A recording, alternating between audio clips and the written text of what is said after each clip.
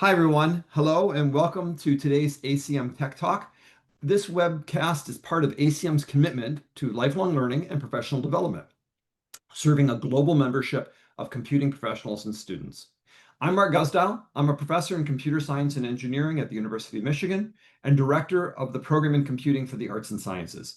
Like our speaker, I'm a computing education researcher. We both study how people come to understand computing and how to make that more effective. I was one of the founders of the ICER conference, International Computing Education Research Conference. I'm an ACM Distinguished Educator and a fellow of the ACM and AAAS. And there's more about my background in the resources section of your council. For those of you who may be unfamiliar with ACM or what it has to offer, here's a little more information. ACM offers educational and professional development resources that bolster skills and enhance career opportunities. You can see some of the highlights on your screen. ACM provides access to the ACM Digital Library, the world's most comprehensive database of computing literature, which I know I visit daily. Leading publications and global conferences that draw top experts on a broad spectrum of computing topics. Support for education and research, including curriculum development, teacher training, the ACM Turing and ACM Prize in Computing Awards, and the ACM Code of Ethics, a collection of principles and guidelines designed to help computing professionals make ethically responsible decisions in professional practice. Before we get started, we'd like to quickly mention a few housekeeping items shown on the slide in front of you. If you have questions at any time, please type them in using Zoom's Q&A or chat button. I'll be organizing the questions as Felienne speaks, and I'll try to get as many as possible after her talk. This session is being recorded and will be archived. You'll receive an email notification when it becomes available, and check learning.acm.org for updates on this and other upcoming webcasts. All right. And at the end of the presentation, you'll see a survey open on your screen. Please take a minute to fill it out and help us improve our tech talks. Today's presentation is Programming for All, a feminist case for language design with Felienne Hermans. I'm very excited about hearing Felienne's talk. Felienne is a professor of computer science education at the Vrije Universiteit Amsterdam. I should have checked the pronunciation of that earlier. She also works as a high school CS teacher 1 day a week at Open School. Okay, I'm going to work on it. Gemeenschap Bijlmer. Hopefully that was close.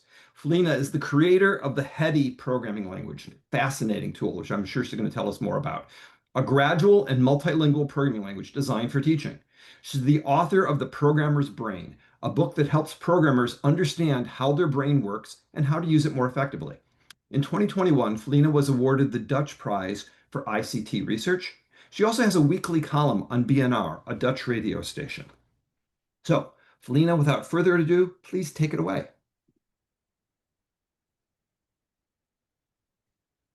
Are my slides showing? Yes. Fantastic. Hello, everyone. My name is Felienne Hermans. I'm a full professor of computer science education at Vrije Universiteit Amsterdam. And I'm also a high school teacher indeed in Open Schoolgemeenschap Bijlmer. This is also in Amsterdam. So I combine researching programming education with teaching in high school every week. And today I'm going to talk about feminism and programming languages. And I understand if you're from a programming background, maybe you're like, feminism and programming language, right? What does that have to do with each other? I don't immediately see it. So I thought, let's start on the easy part. Let's start on the programming languages part. So we're going to do a little quiz. The is it or isn't it a programming languages quiz? I hope you're participating because of course I cannot see, but the quiz is really easy. I will show you something and you may raise your hand if you think it's a programming language. So here we go. This is of course C. Is this a programming language? I hope you are everywhere where you are. So many locations coming around in chat, people saying, oh, I'm saying hello from around the world. I hope people around the world are now raising or not raising their hands if this is actually a programming language. Okay. Oh, people are even raising their virtual hands. Oh, this is so cool. I can see people raise their hands live. Let's do the next one. This is, of course, UML.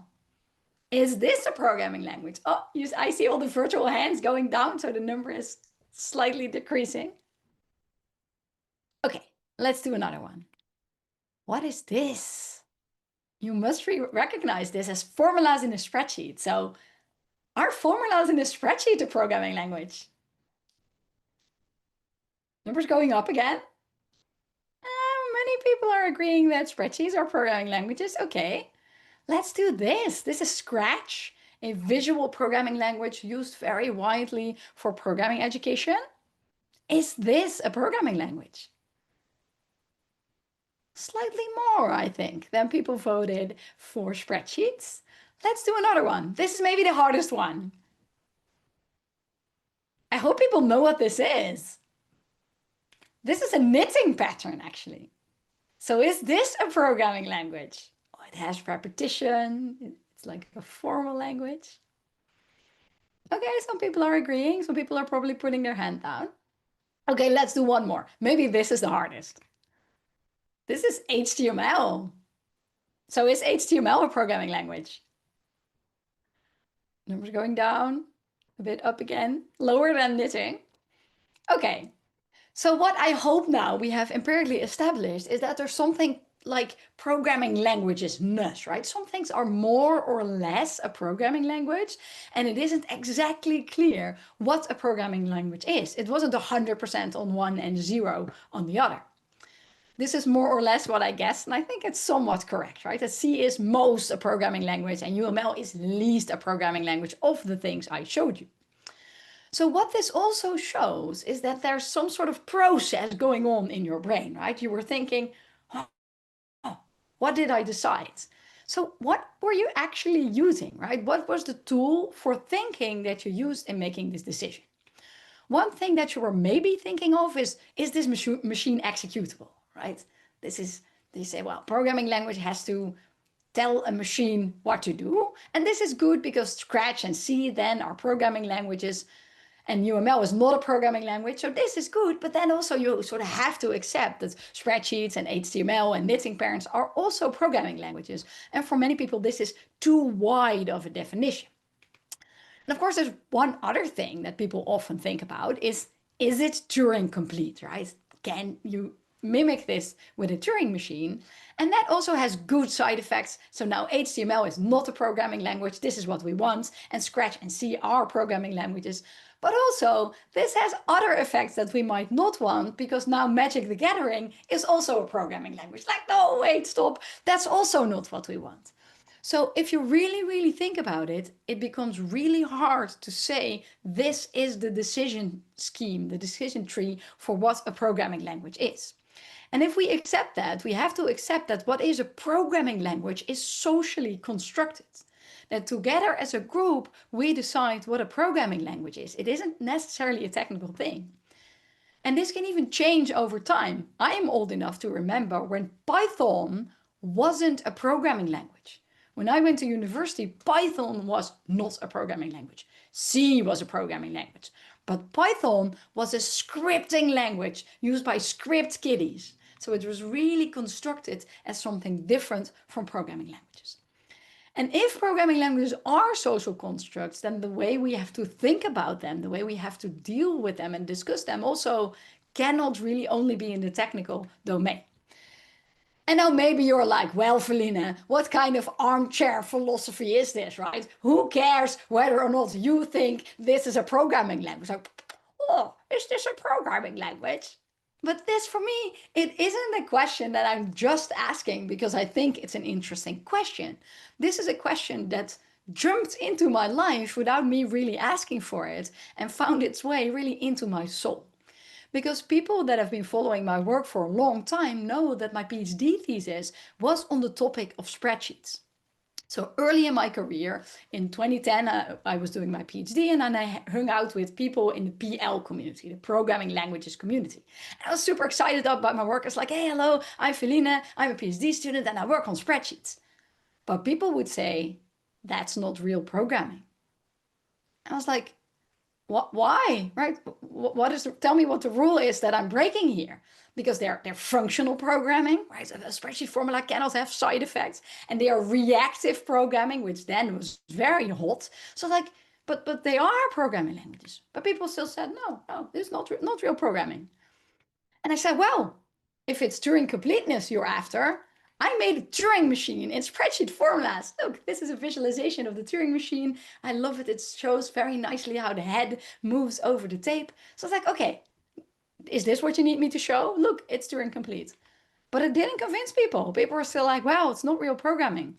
And then after a while, I lost my enthusiasm to work on this because every meeting I was in, every conference I went to, people would say, this is not real programming. And then when I graduated my PhD, it was like, well, I'll just stop working on this if people don't think it's serious. And I'm still sad about this because I think spreadsheets are such an excellent research topic for programming language design, because it's such a good programming language that people can do it without being scared. There's so much there in terms of PL design that we could learn from, but I didn't want to do it anymore. I'm just like, I'm done, right? You know what I will do? Instead of hanging out with adults, I will try 12-year-olds. Maybe they'll be really nice to me. I'll just teach programming. And this is when I actually started to teach programming in 7th grade, because I was just done with academia. I thought, I just don't want to do this. And then after a while, after a few years of teaching high school, I realized that there was so many interesting research to do in education. And I joined people in the CS education space. Mark was also one of them. And I felt super at home there. Everyone was nice. No one was saying, this is not real, whatever. I was like, wow, I can be part of this group of people. And the research methods are so diverse. They do design research and they do ethnography. It's like, this is great. And then, my life was amazing. The end. No, not really. Because I am a programming languages person. I think programming languages are so interesting because they're tools for other people to do stuff with. So after a while, I thought all the programming languages that I'm using in teaching, whether this is Scratch or Python, I don't think they're good enough. I want to make a better programming language. So I did. I made a programming language and it's called Hedy. It's a multilingual programming language. Here you can see it. This is Hedy in Spanish and this is Hedy in Arabic that we're specifically very proud of because it was really a lot of technical work to get this right. We support 69 different natural languages now, including Arabic and other right to left languages and non-Latin languages. And then this research wasn't really education research anymore. This question of how do you make a programming language local is a programming languages question. We just happen to run into this question in education, but you can do this for professionals as well. So I thought, I will go back to programming languages because this is where they need to hear about this research. So in 2023, I went to Splash, the conference formerly known as UPSLA, and I presented my work there on programming languages. And then what I was ready for is people would be saying, why do you do this, right? Why would we care about multilingual programming languages? But that wasn't the question I received. The number one question I received while I was at Splash was, why is that hard? Why is that hard to do this? Because if you can build it in English, of course, you can also build it in Arabic or in Spanish. It's the same thing. This problem is already solved. Why are you solving a problem that in theory is already solved? But of course, my days defending spreadsheets prepared me for this. I was like, well, I will tell you why it's hard, because there's accent English speakers. Do you know we have accents on letters and it changes their sound and sometimes meaning? Do you know other languages have different word orders? Do you know Arabic is not one language, but it is 17 different variants? Did you know other languages use different numerals? So I was like, look, this is really hard, right? Appreciate my technical prowess, right? You have to be proud of me for doing this. But while I was in this conversation, I sort of felt my soul leave my body. I thought, why am I in this conversation, right? I was hovering over the ceiling and looking down upon myself. Why are you in this conversation? Because I know in my heart, I don't care if it's difficult. I don't care about this. Even if it would have been 5 minutes of work to build this language. What I care about is if I show this to you, and maybe there are some Arabic speakers in the audience. If I show Hedy in Arabic to people that have Arabic as a native language, they'll be like, wow, I could have never envisioned that this could exist, a programming language in my own language that other people use that can be part of this international community while speaking my own language. That is what I care about. I don't care about this difficulty. So then I went home after Splash and thought, well, that was not the success I was hoping for, right? I don't feel at home in PL still. But then upon further reflection, after a few months passed, I thought, why don't I feel at home in the PL community? I am a PL designer. I made a programming language. So if I don't feel at home there, that is weird. These should be people that like the same things as I like. So I thought, well, I don't feel at home. What do I do now? I seem to have a case of the feelings, right? What should I do with my feelings? And I can sort of do two things if you have feelings. A, therapy, or B, science. I thought, well, maybe let's try science. I'm a scientist. Other people must have really thought about what makes you feel at home in a scientific community. I cannot be the first one to be suffering from these type of feelings.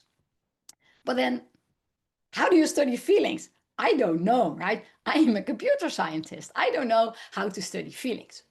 But what happens if you're a senior academic, or I should say, if you're a female senior academic, then you start to hang out with other senior female academics. This just happens. They'll just invite you to parties and drinks and app groups. So at one point, I was chatting with some of my friends about this. I was like, well, I don't know how to deal with this. And one of them said, Felienne, have you tried feminism? I thought, what? What do you mean feminism, right? That doesn't seem like it has anything to do with what I'm experiencing. But that was because I thought of the feminism of individual liberties, like abortion rights and maternity leave and women's quota. And this is feminism, but this is liberal feminism. That sort of assumes that the world is great. If we just pipeline more women into the system, then everything will be better. But I learned that there's also different forms of feminism. For example, feminist epistemology. And epistemology is the knowledge of knowledge. And that type of feminism asks the question, who creates knowledge? And how is knowledge constructed? And then I thought, this sounds like it could solve my problem, because this talks about what type of knowledge do we value. And my feelings are about feeling that the knowledge that I am interested isn't the knowledge that people value. And then I went back to my research diary, and I remember that in 2016, I read a paper called Glaciers, Gender and Science. And this is a paper in this feminist epistemology tradition that then went a bit viral on Twitter because people were complaining that feminists were taking over glaciology, that, oh, how can glaciers have anything to do with feminism? But I remember then sort of glancing at the paper and thinking, oh, they make some good points. So I thought I will read this paper again to understand what I don't know yet about feminist epistemology. And one thing I learned from this paper that I didn't know about glaciers is that there's actually two types of glaciers. One type is high in the mountains, and this is what I thought all glaciers would be. But there's also glaciers in rural areas, just like right next to where people live, where they do agriculture as well.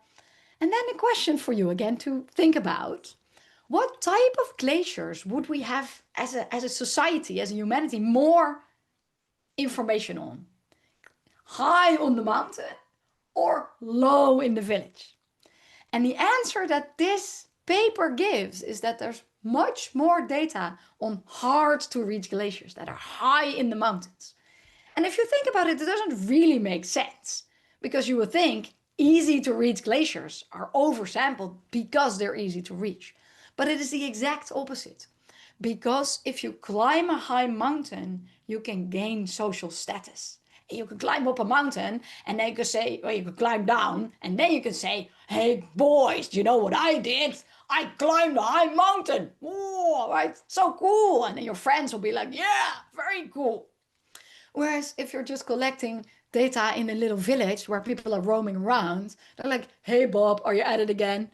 This isn't cool, right? It doesn't give you bragging rights to do something that is more boring. And of course, this isn't necessarily gendered, right? Of course, women can climb mountains, but you can see that a culture that rewards difficult things is a masculine culture in a masculine value system.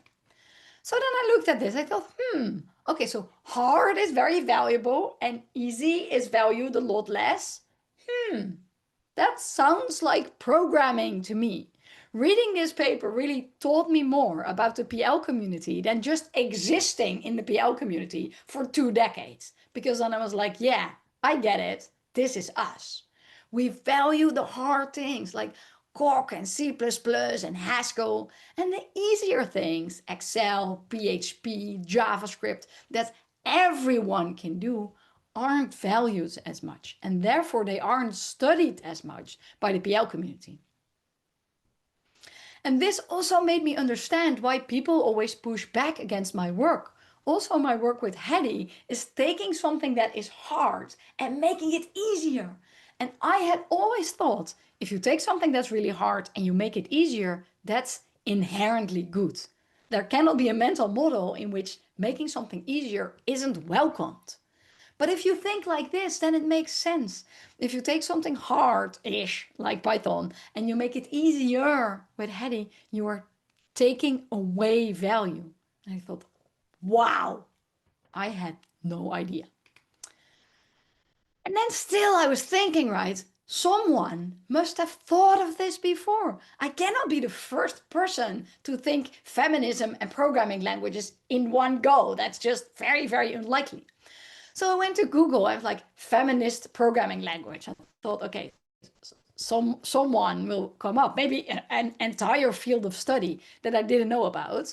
It wasn't the entire field of study, but it was one person, a person called Ari Schlesinger that you have maybe seen in the first slide, because this paper became joint work with her. And in the mid-2010s, Ari wrote a blog post called Feminism and Programming Languages. I thought, oh, wow, that sounds so cool. I hope she has invented a few of them. But her work was not an invention yet. It was more an opening, like an invitation for a discussion. If I want to program in a feminist way, I want to have a feminist programming language. What is a feminist programming language? I'm currently exploring, said Ari, feminist critiques of logic in hopes of outlining a working framework for the creation of a feminist programming language. I was like, wow, this person, this is so cool, right? I want to talk with her. And as I said, it was very much just an invitation. She said, oh, this is something I'm interested in. I want to get feedback. It was really an idea still being born, sort of live. You could see her thinking process. And then I wanted to know, what did she do next? And the really sad answer is she didn't really pursue this line of work after this, because there were so many people pushing back at this idea that she sort of stopped considering it then. So I just sent her an email. I never met her. I sent her an email saying, hey, I'm a professor from Amsterdam. I have some thoughts. Maybe you can look at my thoughts and your thoughts, and maybe we can do something together. And I thought, well, she's not ever getting back to me because she seemed like a really cool person. It's like, yes, oh wow, finally someone is reaching out to me about this work that I abandoned because people were not interested in it. And now you show up and you are interested in it. Shall we do this together? And I was like, yes, I would very much like to do this together with a person that has much more knowledge of feminist theory, because my knowledge is so like basically invisible, not there yet. I have feelings, but I don't have theory. And then Ari says, well, I also have some feelings, but mainly I have so much theory. And it turned into this adventure that we went on together. So ultimately, our idea became to take this Glaciers Gender and Science paper as a starting point and apply the theoretical framework from that paper to computer science to see, does this help us? Does this help us understand computer science and programming in specific? So here's a quote from the Glaciers paper. Natural sciences have historically been defined by, and their credibility built upon, manly attributes. And here you see this dominance of difficult work. Again, it isn't men, but it is masculine and male. If you think of the values that we typically associate with men, right?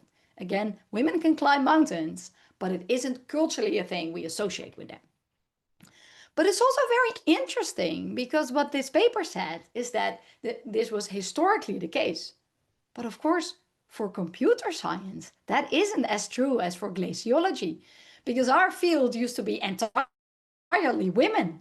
In the 1960s, all programmers were women. What you see here is a cosmopolitan in which Grace Hopper is talking about programming in a way we wouldn't do today. Programming is like planning a dinner.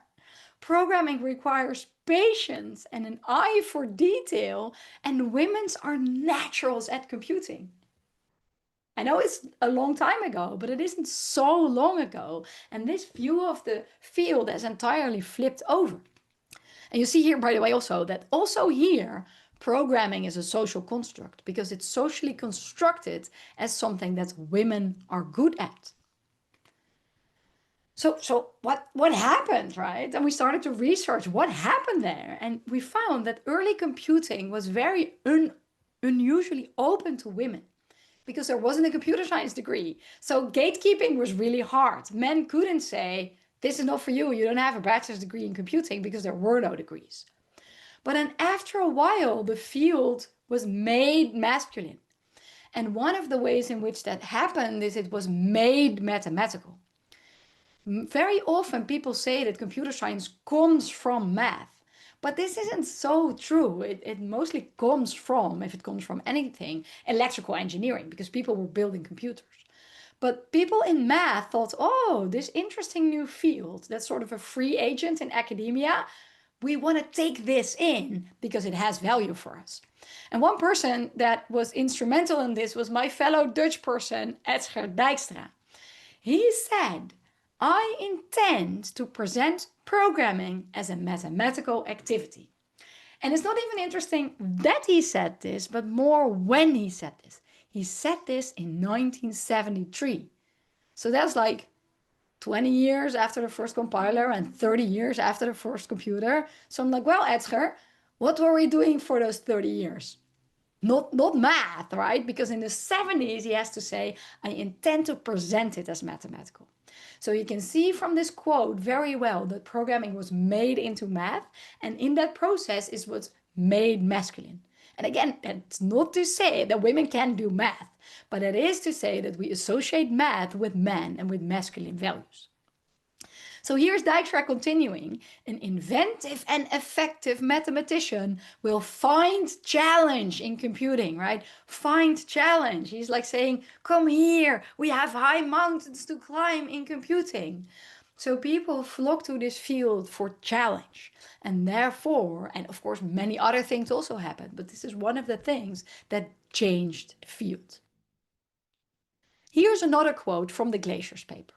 Most research stems from information by men, about men, with manly characteristics and within masculine discourse. Information by men, about men. Yeah, that also sort of sounds like PL. Here's the proceedings of ACM, the proceedings of the ACM on programming language, also called HOPL, that appear like every 10 years. And the most recent one in 2020 had 46 authors, of which only 4 were women. And it sort of gets worse because the 4 women together only authored 2 papers. 3 of them were on one paper and 1 was on another paper.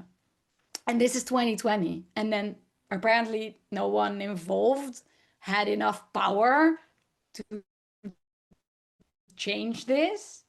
So that's not great. And here's another one. This book, I actually used this book in one of the courses that I thought I really like this book. It's called Masterminds of Programming. And it's so cool because every chapter interviews a different maker of a programming language. So it's really about how to make a programming language from all these perspectives. And there's 27 interviews in this book for 17 different languages. And all participants, including the editors, they were all male. There wasn't a single female programming language designer in here. And this is a thing that happened. And what I also want to point out, right, because I know people will now say, maybe people are saying it in the chat, I'm not looking at it, but I know people will say, but Felienne, there are no female programming language designers. So we cannot include anyone, right, because they just don't exist. But look what's here. Look what's here on the cover, right? There's UML there. UML, that thing we sort of all agree is not really a programming language. And I understand UML is there because Grady Butch is an awesome human being. And I see how you would want to have him in the book. But you also see that if we want to widen the goalposts, we can actually do this.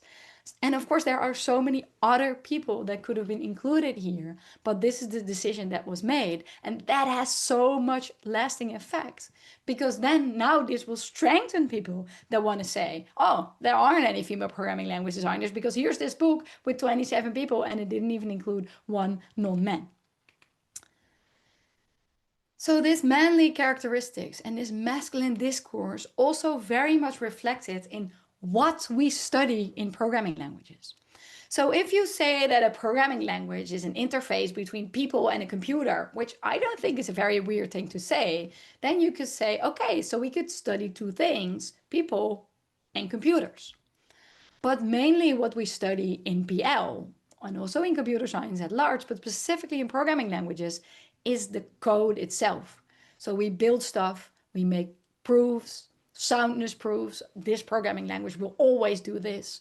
We are benchmarking for performance, but we're not really looking at people using programming languages, observing, interviewing, ethnography, really studying how people use it. It's just out of scope in programming languages.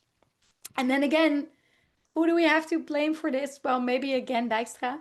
And one other thing that he said was, by claiming that they can contribute to software engineering, social scientists make themselves even more ridiculous. This is a literal quote of Dijkstra. And you see that he sort of got his way, right? He's just saying we do not need social sciences here. The next quote that I didn't put on the slides is, software engineering requires crucially hard science. So of course the social scientists sort of left, right? Because they didn't really feel very happy and welcome. So what is left then is a world in which these papers actually exist. So these are a few paper titles of papers that appeared at Splash recently. A type system for high assurance verification of Rust programs. This seems good, right? Nothing against this paper. I'm happy this paper exists. Or static information flow control in Rust. It's good that people are studying this. But papers that don't exist is this. Why do developers love Rust? An interview story. I want to understand this. People love Rust, right? People wear t-shirts like I'm a Rustacean and they have Rust stickers on their laptop. People love this language. I don't understand. I don't know what it is about that language that makes people so excited. And I want to understand, because I think if we want to build better programming languages, it makes a lot of sense to understand why people like a thing. But you can't really do this work because it would require soft sciences that have been exited from the field. Or what I would also very much like to study is when type systems get in the way, right? I personally like dynamically typed languages, but I know there are people that love statically typed languages. But I also know that people curse at their compiler very often, right? That they're like, oh, I know this type checks. Why doesn't the compiler agree with me? Like, right? I wish I could turn it off now. This is interesting. I would love to just walk around in an office and if people are cursing their compiler, quickly go over and say, tell me what happened. Why did this happen? Because if we understand this, we can make type systems that are maybe softer or more adaptable. But you can't really do this, because if you want to publish a paper on type system, this has to have math. When in 2023, I was in Splash not feeling very welcome, there was the senior academic that was making a joke and he said, yeah, our paper was rejected because it didn't have enough Greek letters for Popple. And I know it's a joke, but it is also true that that is the community. And then sometimes people say, well, Felienne, is that really PL work? Maybe you can publish this in human-computer interaction, right? Because it's about human-computer interaction. And on the one hand, yes, you can do this, and people do. But there's two reasons that I don't want this, that I want this to also exist in PL. One reason is that sadly, the subfields of computing aren't all seen as equal. There's this really nice piece that also appeared on ACM about how different subfields have different prestige, and HCI has very low prestige compared to PL. So if people really, really want to have a career in computer science, they want to do PL work, which is seen as more high status, like systems. so that they will not do the HCI work. That's one reason. And the other reason is, if you truly want to build a programming language like I did, you need to know both things. You need to be able to build a compiler, try it out, observe how people use it, and then change the compiler. So if we only leave the studying work up to HCI people whose specialty isn't making the programming languages, then maybe they have all of these wonderful tips, right? Maybe they say, oh, you should do this and you should do this, but maybe it's not possible or not feasible, or maybe it would be, but people don't know about it because these research communities are also very separate. So if we're serious about building good programming languages should also allow this. And then this is for reviewer 2. I'm gonna admit it, I put this in for reviewer 2. Some people say, well, Felienne, 10 years ago, there was actually a paper on this. There was a fantastic paper at Splash presented Socio-PLT, Principles for Programming Language Adoption, where the author looked at why do people use a certain programming language? And he found that these were mainly social aspects. You choose programming language because other people do it, because you know people that do it, or because they have certain libraries. It's not so much about the syntax of a language. But then this paper appeared 10 years ago, and the author of this paper really no longer works in PL academia because he said, well, maybe I could do it once, but I don't think I can really sustain a career from this work. And I think that really says a lot. This was Leo Meyerowitz onward. So this was looking back, right? So far we've looked at what have we done and what has created this culture. But you can also look forward. What can we do now? How can we change this culture? Can we change this culture? And the Glaciers paper also talks about that a little bit. How can we change this culture? And they find that it's really, really hard because they say that discussions in the field perpetuate power dynamics at the personal level, right? And this is something, again, also that has been happening to me a lot. When I said I'm interviewing people to know what they think of my programming language, people will also say, interviewing is not computer science. Spreadsheets is not programming. Or the questions that I get are so incredibly low level that they're draining your energy. So people will say, yeah, what is qualitative work? And then you have to explain what an interview is. And after, when they learn, they will say, that's not CS. So when I was in grad school, my office mates in the university would always say, I come back from this conference full of new ideas, so energized. And I would always come back like sad and depleted. And probably it had something to do with this, that I was always explaining and defending. And that just takes your energy. But the issues are also structural. For example, in POPL, these are guidelines for reviewers in POPL. It says we should focus on whether the approach is fundamentally sound. Okay, I built a programming language for 12-year-olds and I asked them whether they liked it. Can't really be fundamentally sound. So I cannot participate in conferences. Or this, it should contain sufficient information for others to reproduce. But the goal of qualitative work very often isn't to reproduce. Here's another one. This is PLDI. Those are the only 2 A-star conferences in programming languages. Also reviewer guideline. Well, you should have metrics and experimental design.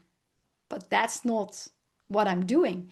And they have, sometimes I think maybe they're trolling me, right? They have a Q&A on their website. They say, what about human factors or other areas of PL that require empirical evaluation? It's like, yes, I would very much like to know what about human factors. And the answer, this is crazy. I don't know if they updated our website since I made this screenshot, but they say, yeah, it sometimes involves user studies, but because user studies are currently relatively infrequent in the papers we examined, we haven't included them in the examples. That's really like you put gentleman's club on the door and then you go in and you're like, well, what a surprise. There's not any women here. I don't know. Maybe they don't like cigars. It's a mystery, right? Of course, you're not going to get papers if you don't explicitly tell your reviewers how to deal with this.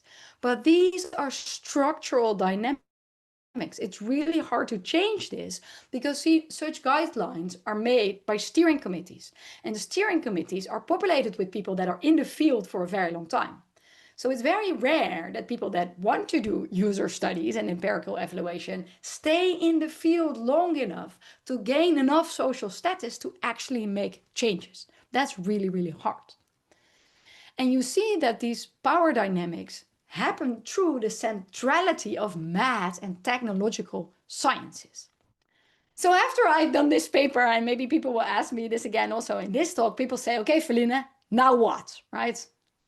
Now, okay, you've done your little analysis, and PL has some issues, and this feminist lens has helped you to understand these issues. Now what?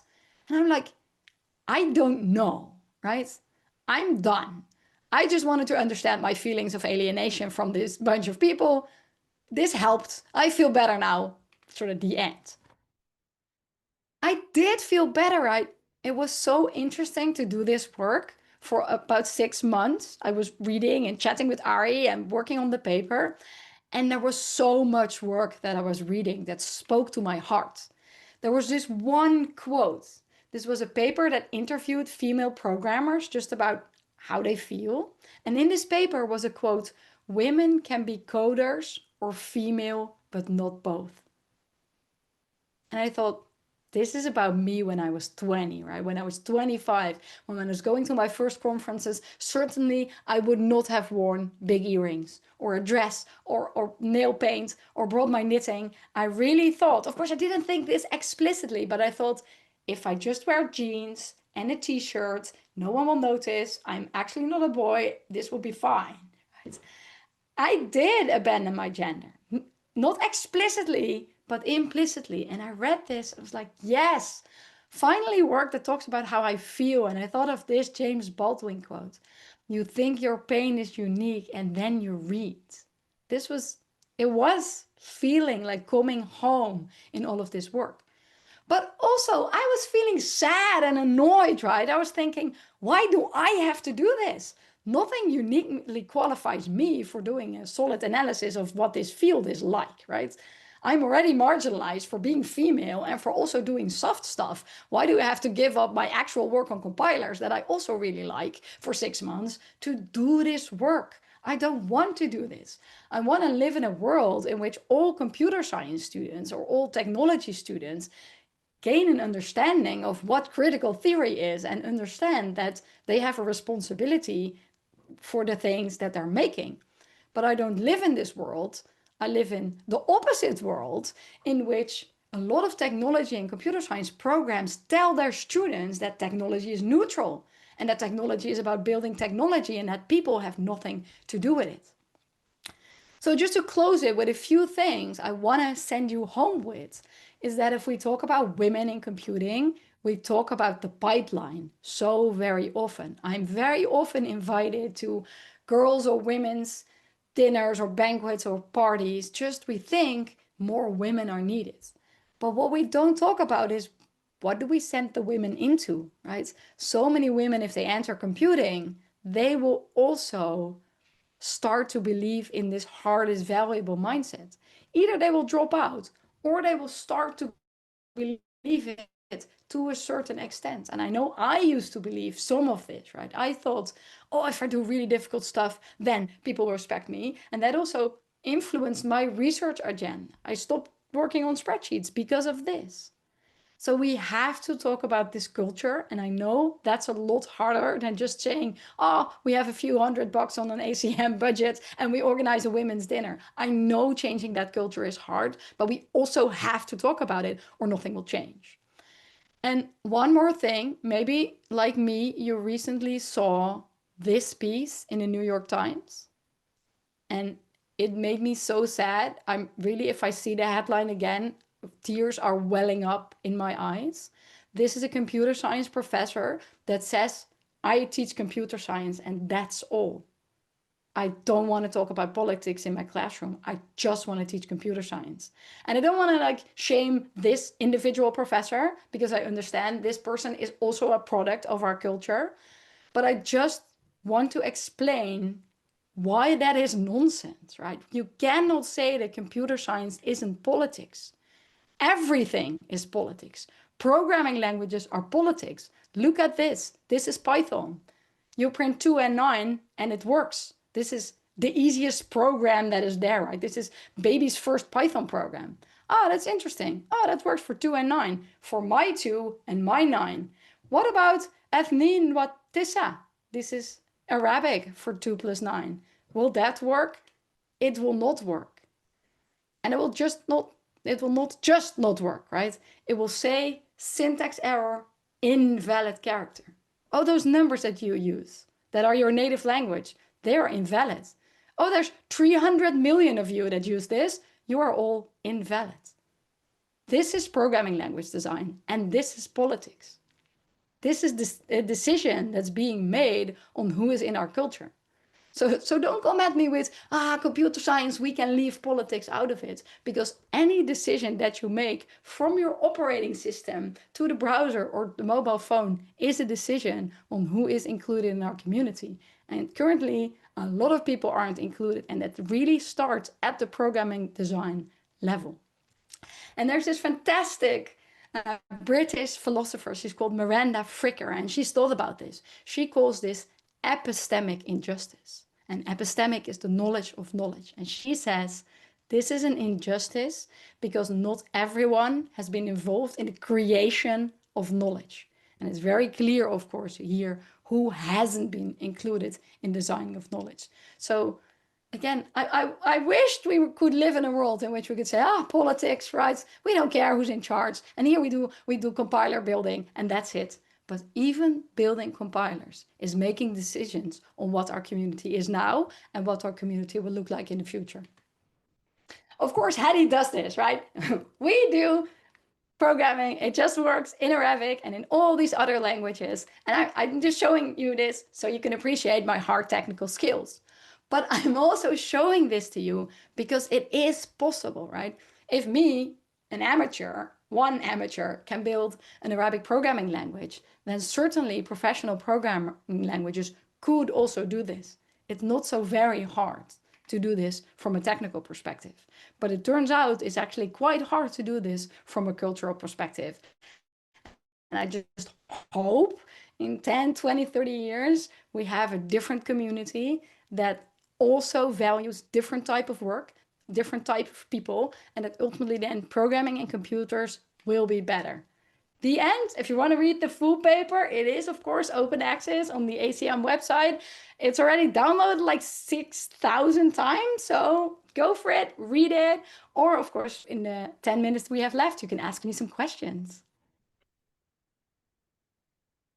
Amazing, Felienne. There's just tons of comments in the chat. People are really, really excited about your talk.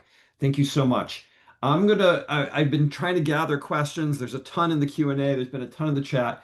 Let me just start throwing some out to you that I'm seeing coming up a good bit. So the first is, could you give us a definition? What is a social construct? And what's the difference between a social and a technical construct? Oh, that's a great question. So it's not so binary that you can make a difference, but a social construct, as I understand it, is something that we can decide on together that can change over time. And I think even everything that is technology probably also to a certain extent is socially constructed. If you say writing is a technology, what is writing? And writing has changed. The first it was on paper, or maybe first it was hieroglyphs and then paper, and now it's the computer, and it's all writing, but it's also changed. And so I think there's not even such a difference that you can say it's technical or it's social. It's more about the decision, what something means.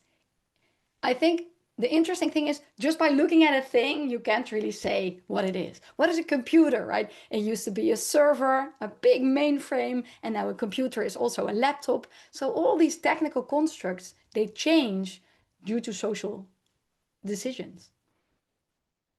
Thank you. There's a lot of questions asking you to relate these themes to artificial intelligence.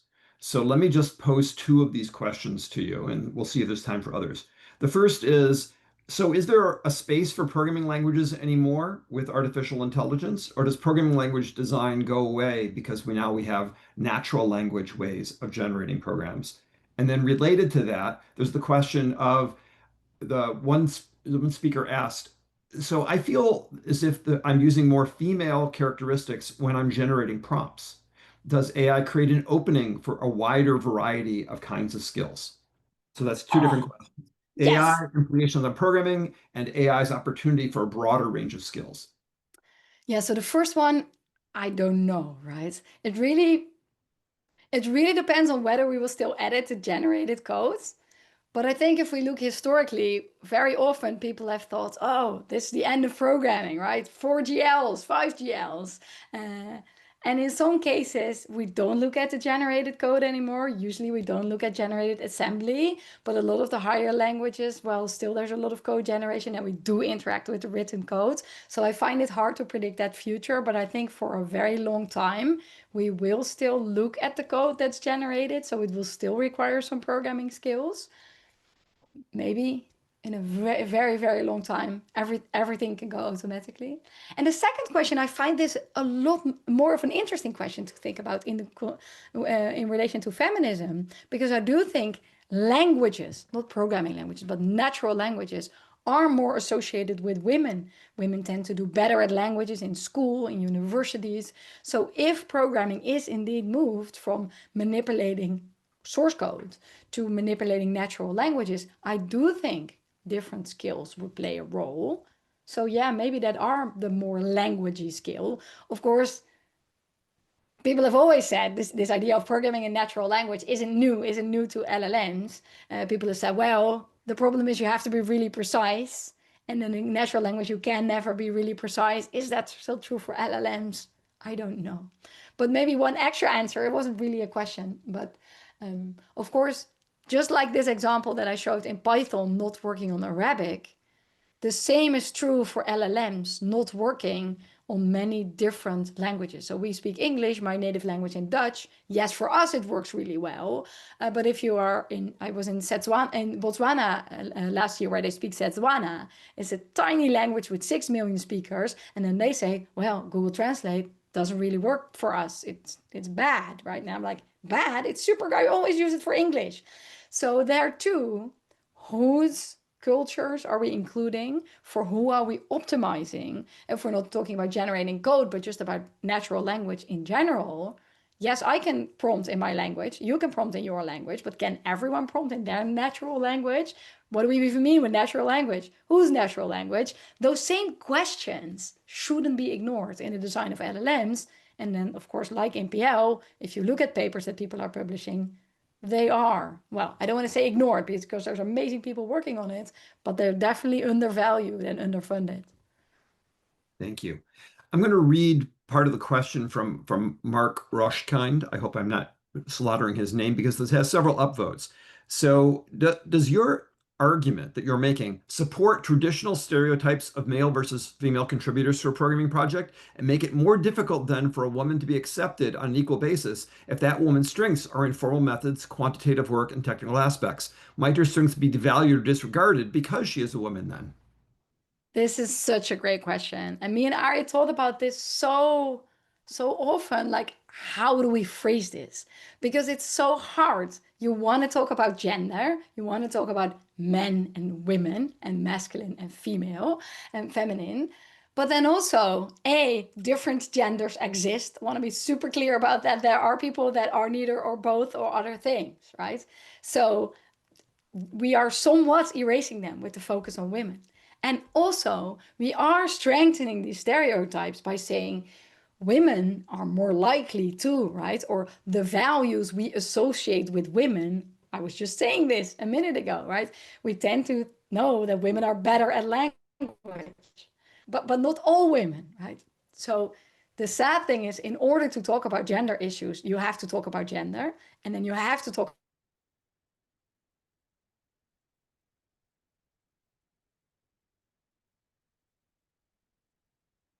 you, you're giving them ammunition to say, well, Felienne, you are saying that women like qualitative work, that women like interviewing.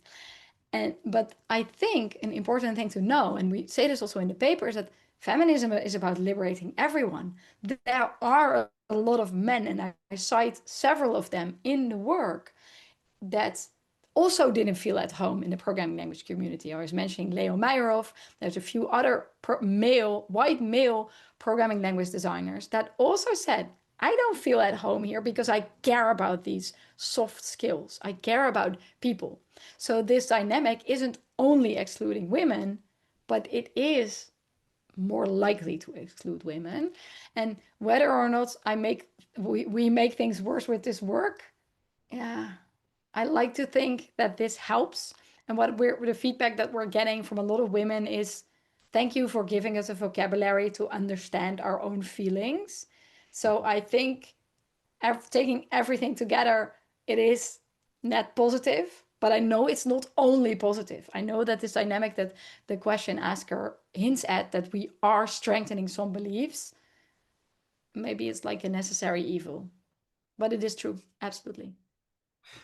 So one of the questions that was asked in various forms was about making change going forward, which is certainly a theme that you reached at the end of your talk.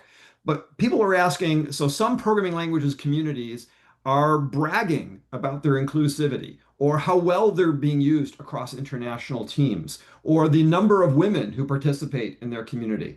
Do you see this kind of, in some sense, competition, but competition on these grounds of inclusivity? Is this a path forward for the community? Well, it's definitely, it makes me happy to see these things, right? It's very nice to see programming languages care about this. Yes. So I don't know if it's a path forward. It's maybe one of the steps that we need to take. Um, but another step that's maybe harder than saying, look, these things are going well. And I understand people are not going to put this on their website, right? But we have to look at the things that aren't going well. And there you see, and I think maybe this is also where my work and also other works might help. It gives a vocabulary for the things that aren't going well.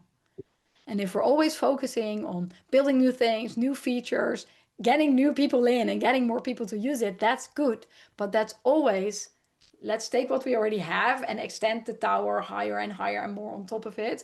But we have to look at things that aren't going well. Like this Arabic example is not just, of course, for Python that doesn't work. See, Java, the whole top 10 TIOBE index doesn't do this. And an interesting thing is, if I talk about this, I was very naive even 2 years ago. I thought this was a mistake, right? I pointed out, I'm like, hey, friends, I couldn't help but notice this isn't working. And I thought people would say, oh, well, thank you for noticing. We will get right to it and fix this. And what I'm feeling if I talk about this is a pushback, right? Why should we do this? Can't they just learn English? So yes, it's good that change is happening, but we also have to look at the things that we didn't do well, right? The things, this Arabic is just a small example, but also so many programming languages that aren't inclusive for people with visual impairments. It's very hard to consume any programming language if you use a screen reader, and then people are like, what is a screen reader? Like, we have to talk about these issues. They cannot just be fixed by adding more women or adding more Arabic speakers or adding more blind people onto teams. We have to look at the things we didn't do well. So I'm going to pose a question that I know that Ari is here, so maybe you're decided to just, oh, Ari, you take this one. So is what you're describing just standard gatekeeping that we've seen in so many different STEM fields before, that when women come in, the men leave, or that when men come in, the value goes up? How is it different in computer science and programming languages than in fields like from being a veterinarian to being a doctor? So, oh, does Ari want to take this? She says she can't She, use her camera or mic, but she can oh, okay. add in. Well, so I can give my perspective while we figure Please. this out. So I don't think it's worse. I think it's the same thing. However, the difference is not everyone goes to the vet, or not everyone needs data on glaciers, but Mm, everyone uses computers, right? So I mm, think our impact in being programming language designers, being software makers, is so much bigger that you should hope that with more responsibility, with more power comes more responsibility. But then there, the opposite of is true, that I think, I don't study medicine, but I imagine if you study medicine that they do teach you some things about how to be a person, how to not kill people, how to be inclusive and respectful. That I think that's a core competency of being a doctor. I think that's less likely to occur in all STEM fields. But for some STEM fields, it's maybe a little bit less direct impactful than it is for computer science. And I know we didn't ask for this. I know there's a lot of people that are programmers, maybe me included. I just like to build software and not think about injustice. That is also what I prefer. But we have to think about these things because a lot of the world, a lot of what's wrong in the world now leans on technology. And there's this integration between politics and people that work in Silicon Valley in computers. So on the one hand side, yes, it is the same, but our field isn't just our field. Our field is crucial infrastructure for democracy. Mhm. I like that. I want to frame this question as a question just for you. If you had your option, if you had your druthers, would you program entirely in your native language? Would you want to be able to translate your work to English? Is it critical that there be a single language that most programming languages are in? That's a great question. I would very much prefer to not speak your language. I find it very tiring to speak English. You native speakers, you don't know how annoying it is. And so, yes, I would very much like this. And I think this is not just about the ease of it, but it's also about. So we were just doing this experiment in Botswana, and we were there. People are bilingual because the British used to be there. Everyone speaks English. But we were showing Hedy in Botswana to teachers, and they were excited because they said, finally, I can teach programming in my own language so I can show my students that our language is also the language of technology. Students think that they have to learn English as table stakes, that you have to learn English to participate in the world of technology. And now I can show them that it is also for them. And I think that is so beautiful and such a different explanation than it is easier, that I think that really matters. And this question of should everyone speak the same language? Well, we already don't, right? If you actually look at my code, even in the Hedy code base, there are some comments in Dutch there. And there's a lot of software that's being written for one market where everything is already localized. The Dutch tax office, I know, of course, they use, I think, Java or C or something. But otherwise, all the variable names, all the comments, all the classes are Dutch words because they're exactly related to the Dutch tax laws. So there are already so many not English code bases. We then just have to struggle with, oh, we have to do the keywords in English. Not everything has to be in any language. And also, I'm not very often very positive about LLMs, but I think, well, if an LLM would be good at one thing, it would be taking code, not all languages, but taking some code in English and translating it to Dutch. And we even do this in Hedy. If you parse a program, if it parses, you can just pretty print it in a different language. So the keywords is easy. And then you could take all the variable names, run them through Google Translate. It wouldn't be perfect, but it would give people a view of a program that would actually work. So even if you would say, I am in favor of this world in which everyone can consume programs in different languages, technically that would probably be doable, even if you would want it. Terrific. All right, I see that we have reached the 105 that we all agreed beforehand that we would pause at. So I'm just going to say thank you, Felienne. This is amazing. I'm afraid that we have run out of time today. We want to thank Felienne again for her informative presentation and insightful answers to your many terrific questions. A special thanks to each of you for participating today, for taking the time to attend. It's been really an amazing experience watching all the chat, listening to Felienne. So great. This talk was recorded and will be available online in a few days at learning.acm.org. You can find announcements on upcoming talks and other ACM activities at learning.acm.org and acm.org. Please do stick around for just a moment and fill out our quick survey where you can suggest future topics or speakers, which you should see on your screen in just a moment. On behalf of ACM, Felienne Hermans, and myself, Mark Guzdial, thanks again for joining us, and I hope you'll join us again in the future. And this concludes the talk.